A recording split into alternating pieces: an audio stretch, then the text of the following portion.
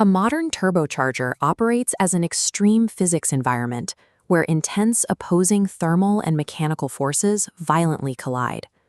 Inside this housing, the central rotating assembly spins at speeds exceeding 100,000 revolutions per minute. Simultaneously, the hot side manages exhaust gases pushing past 800 degrees Celsius, separated by only a few inches of metal from the cold side drawing in ambient air.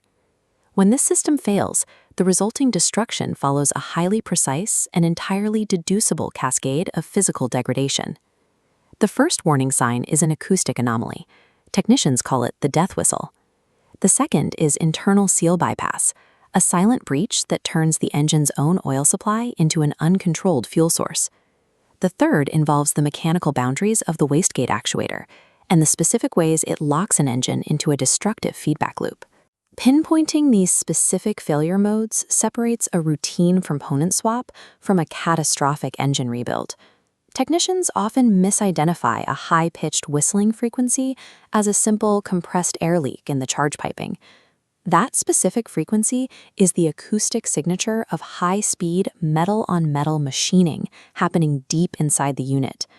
To understand why, look at the Center Housing Rotating Assembly, or CHRA. This core contains a single central shaft connecting the exhaust turbine to the intake compressor. This shaft does not ride on traditional ball bearings. It is suspended by journal bearings, floating on a microscopic film of pressurized engine oil. If that oil degrades, or if the supply is momentarily starved, the protective film collapses. The hardened steel shaft makes direct contact with the brass bearings, scoring the metal. This illustrates what happens next. Wear creates excess clearance inside the journal bearing, allowing the shaft to develop a lateral wobble, or radial shaft play. This microscopic wobble at the center is amplified at the ends, pushing the aluminum compressor impeller off its axis. At 100,000 RPM, those aluminum blades begin physically scraping against the inner wall of the compressor housing, shaving themselves down. The friction of those blades striking the housing at extreme velocity generates the high-pitched whistling frequency. Once this machining process begins, the precise tolerances of the blades are ruined, permanently destroying the aerodynamic efficiency of the compressor. The death whistle is the sound of the turbocharger physically consuming its own hardware. Radial shaft play triggers another failure point, located directly behind the compressor wheel, the dynamic seals. These seals keep the highly pressurized engine oil required for the bearings inside the housing, completely separated from the intake airstream. When the shaft develops excessive radial play, or when extreme crankcase pressure pushes back against the system, these seals deform. At the moment of breach, pressurized engine oil forces past the degraded seal into the high-velocity charge air. Boost pressure atomizes the oil, pushing it rapidly through metallic pipes until gravity and cooling cause it to accumulate at the system's lowest point, the intercooler. This pooling acts as a hidden reservoir, completely decoupled from the engine's electronic fueling maps. The trigger event occurs during a sudden demand for high boost. The throttle opens, creating enough air velocity to lift this pooled oil out of the intercooler. This initiates the ingestion phase, where a massive slug of raw engine oil is forced directly into the combustion cylinders. Because diesel engines use compression ignition, the ingested oil acts as an unregulated, highly combustible fuel source. This phenomenon is known as a diesel runaway. This creates a positive feedback loop. The engine burns the oil, producing exhaust to spin the turbo, pulling more oil from the intercooler, accelerating past redline to mechanical destruction. To prevent this, contaminated intercoolers must be chemically washed with a solvent like gasoline. Standard water cannot break down the residual oil film. A leaking dynamic seal converts the intake system into an explosive secondary fuel source long before the engine oil level registers as low. Moving to the hot side of the turbocharger, we find the wastegate. The wastegate is the primary mechanical failsafe for regulating exhaust enthalpy, the combination of heat and kinetic energy driving the turbine.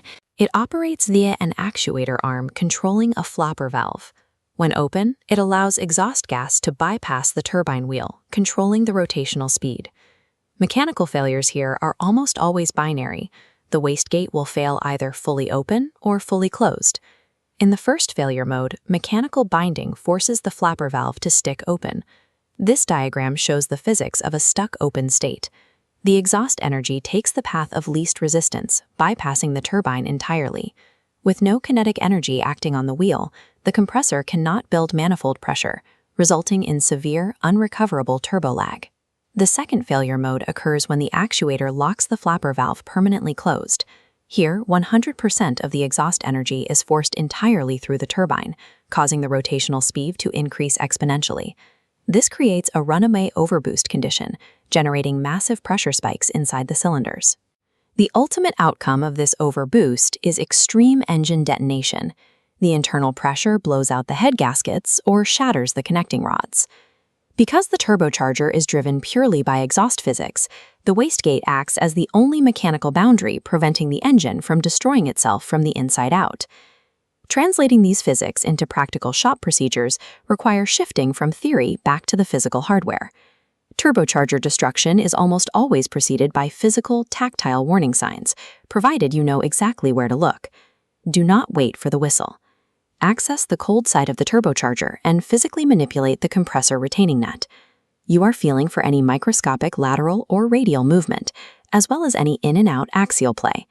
Any movement here confirms the journal bearings are actively degrading.